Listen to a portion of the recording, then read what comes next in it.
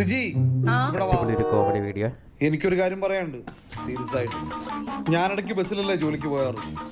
ആ ബസ്സിൽ യാത്ര ചെയ്യുന്നൊരു പെൺകുട്ടിയായിട്ട് ഞാൻ ഭയങ്കര ഇഷ്ടത്തിലാണ്. പിരിയാൻ പറ്റാത്ത വിധം ഞങ്ങൾ ഗാഢമായിട്ട് അടുത്തുപോയി.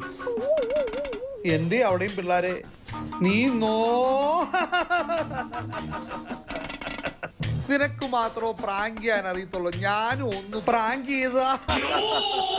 ആരാണവൾ? മഞ്ജു അല്ലേ?